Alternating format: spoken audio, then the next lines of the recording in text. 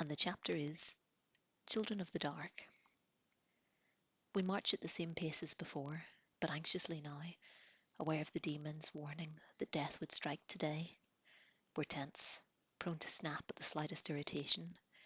When Conla passes a simple insult about Gaul's blind eye late in the morning, Gaul responds by criticising Conla for falling asleep whilst on watch.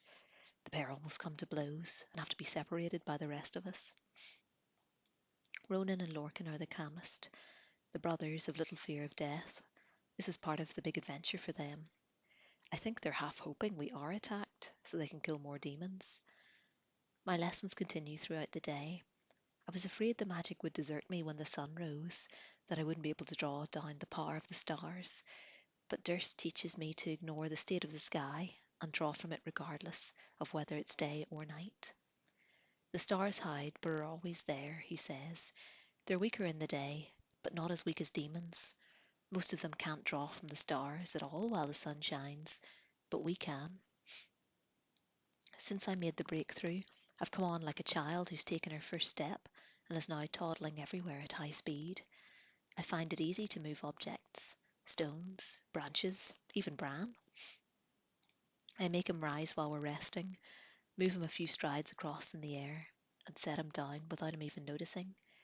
That tires me, but it doesn't exhaust me, and I recover quickly. Durst says I'm one of the strongest at doing that he's ever seen. I ask if there's a limit to what I can lift and move. He says there's always limits, but he has no idea what mine might be. I suggest trying to uproot a tree, but he says that's too soon for so ambitious a test. I'm not as accomplished in other areas. I learn how to create fire and hold it in my hands, either as a torch or to use as a weapon, but my flames are pitiful flickerings, nothing like Durst's solid columns, and they singe my fingers.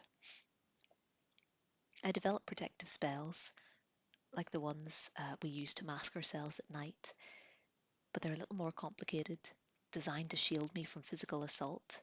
If they work correctly, a demon won't be able to harm me with its claws or teeth, only with magic. There are spells to protect me from magic too, but they're harder to learn. I make a small amount of headway with both set of spells. Durst is pleased with my progress, but it's tough work, leaves me feeling drained and grumpy. What about spells of attack? I ask in the afternoon, thinking of the night ahead, worrying about the dangers we'll face. Survival is our only concern now, Durst says, then looks around. We're not close to any of the others except Bran, who walks behind me like a faithful hound. Durst lowers his voice. You must think only of your own well-being if we're attacked. Don't put yourself in danger, even to save another. I need you, Bec. Your people need you too. Don't waste your life to save someone who isn't important. You don't want me to fight, I say archly. You want me to stand by and let my friends die? If you have to, he says. I can't. I won't. Not unless you tell me what you want me for. Durst shrugs. I'm offering you good advice. Ignore it if you wish. Now let's work on a different type of spell. This one gives you the appearance of a giant. It'll frighten off certain demons. He says no more about why I'm so important to him, or why he wants to keep me alive, when he's happy to stand by and accept the slaughter of everyone else. Lessons cease a couple of hours before sunset, to give myself and Durst time to recharge and prepare for the battles that we might be involved in. I spend my time until dark, wondering what Lord Loss will throw at us. Hordes of demons? An army of the undead? Maybe they'll burrow at us from beneath the earth, or drop on us from the sky. How powerful is a demon master? Durst doesn't know. There's no way of telling, not until we've studied the heartless beast in action. The others are nervous too, even Ronan and Lorcan, now that night is almost upon us. They're not afraid of death, but being taken by surprise and dying in disgrace. Oddly enough, Connla seems the most assured. He was edgy earlier, now walks cockily, urging us on, telling us not to worry, acting like he's a king, which isn't unusual, but he's doing it in the face of danger, which is strange. Maybe he's finally growing into the leader that his father always wanted him to be. Half an hour before sunset, Durst halts on top of a hill and says, "Here." Gaul looks around. "Are you sure? We can be seen from all directions." "If Lord Loss plans to guide demons to us, he'll find us no matter where we are," Durst responds. "At least up here we can see them coming. And the exposure is good for Bec and me. We can draw strength from the stars easier at this height." As the others make camp, I asked Durst if that was true, or if he was just trying to give Gaul confidence. "It's true," he says. "High places with no trees are ideal for magicians to absorb power from the heavens." "But won't this place favour the demons too?" I asked. Durst shrugs. "Best not to think about that." When everyone's ready, Durst and I cast masking spells. The spells won't count for much if Lord Loss reveals our position to the other demons, but they'll protect us if any strays wander by. Time passes. It rains heavily, then ceases, though the sky remains clogged with clouds. Nobody speaks. I realize after a few hours how hungry I am. We were so concerned with finding a good spot for the night, we never thought to hunt or pick berries. Oh well, too late now. I'll just have to wait till morning and hope I'm not eaten before then. Midnight. You can always tell, even when the moon and stars are blacked out. I want nothing more than to curl up and sleep. It's been a long day, coming on the back of a sleepless night. Hunger adds to my tiredness, but I dare not shut my eyes. There's no telling how swift the demons will be when, if, they attack. Seconds of grogginess could spell the difference between life and death. Later, a few hours shy of dawn, I've been dozing despite my desire to remain awake, halfway between the worlds of dreams and flesh. A dangerous state, open to the threat of both realms. Bamb always told me to sleep or stay awake, never hover betwixt the two. A cry in the darkness jolts me out of my half-sleep. It sounds like a child, but it can't be. We passed no villages earlier, and no child would dare wander the world by night in these troubled times. I look around. Everyone's awake. All eyes are focused on the spot where the sound came from. Ronan's bow is aimed, an arrow, ready to fly at its target at a moment he sights one. "Don't move," Durst whispers, just loud enough for all to hear. The spells are still intact. This might be nothing to do with. "Mother," comes a cry, clear this time, a girl's voice, full of pain and grief. "Help us, Mother."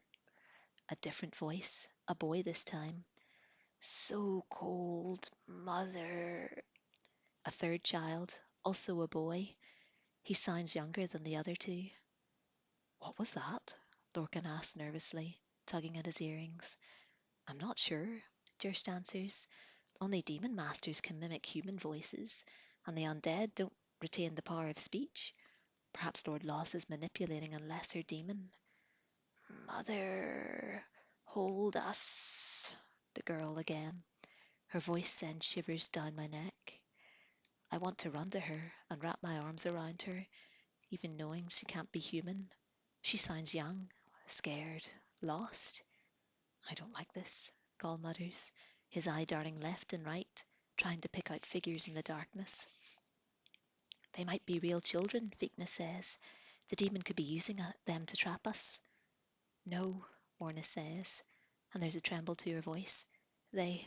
I, Mother," the elderly boy cries, as if in response to Orna's voice. Orna stands. "No!" Durst barks, but she ignores him and takes a step forward, hands clasped over her breasts, face torn between terror and delight. Something moves in the shadows. 3 shapes advance. Durst curses, then creates a ball of fire and sends it floating down the hill to illuminate the creatures. 3 children are revealed, stumbling forward, undead. Their bodies are in good condition. Most of the limbs are attached.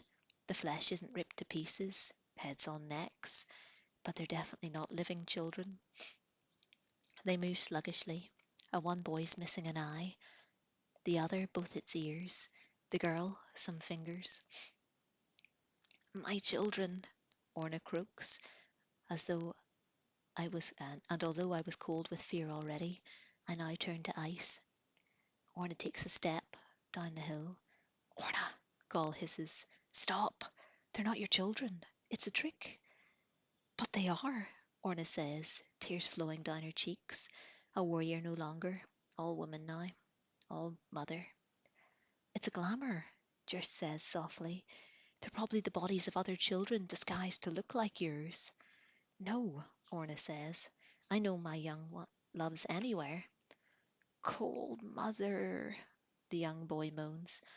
Lonely mother, the girl wails. Orna takes a third step. They'll kill you, Fikna says. He gets up, breaking at the masking spell, and moves towards her, hands outspread.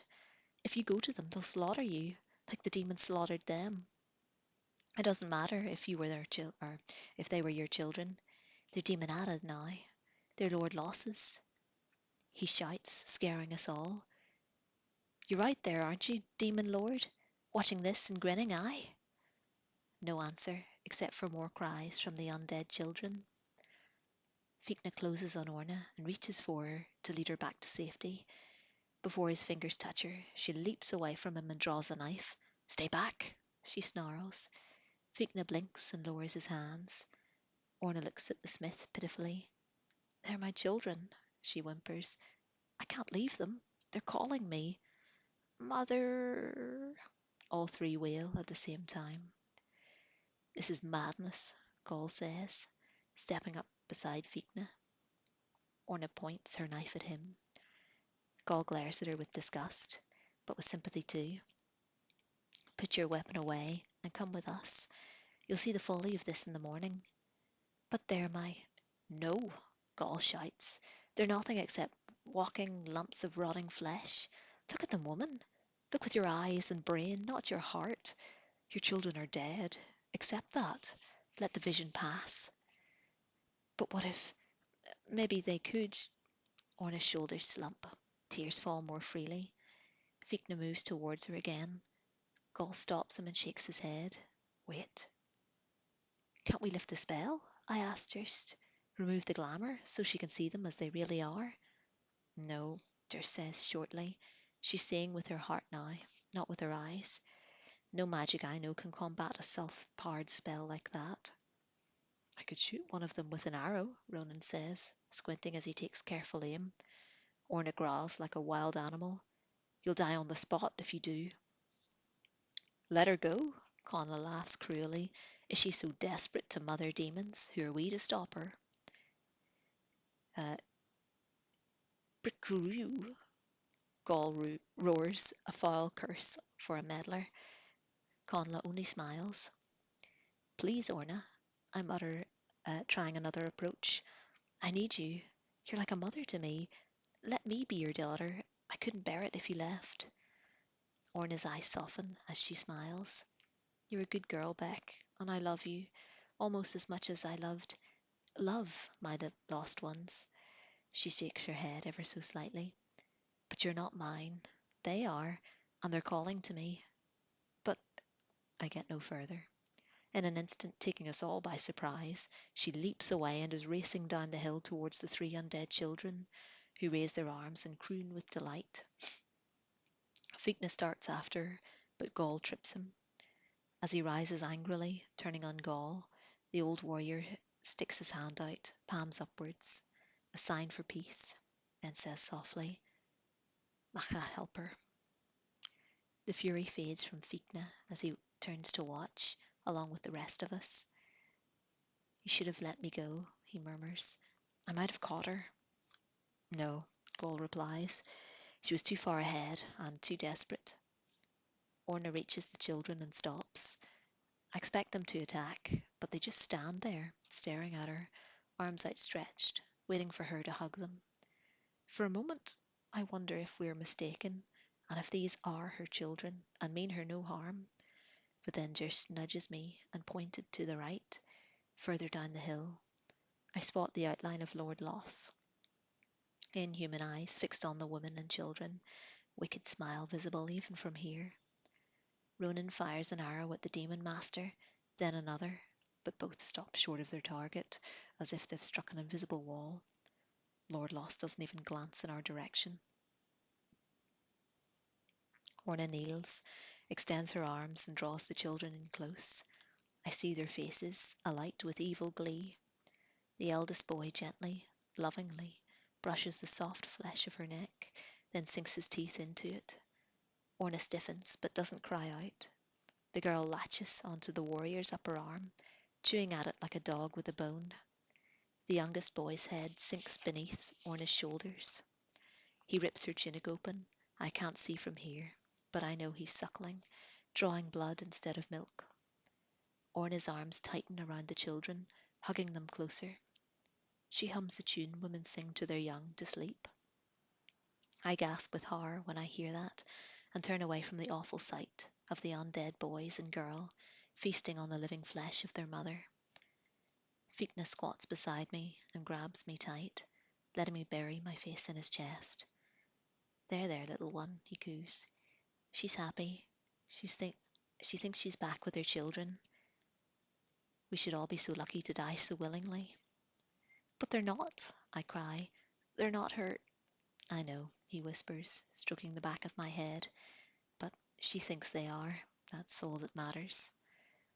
Although I've turned my back on the carnage, I can't block out the sounds of ripping flesh and the occasional painful hiss from Orna or moan of satisfaction from the undead beasts. Even when I cover my ears with my hands, I hear them, or imagine I do. After a while, the others turn away from the sickening sight, one by one, ashen-faced, eyes filled with regret, stomachs turning.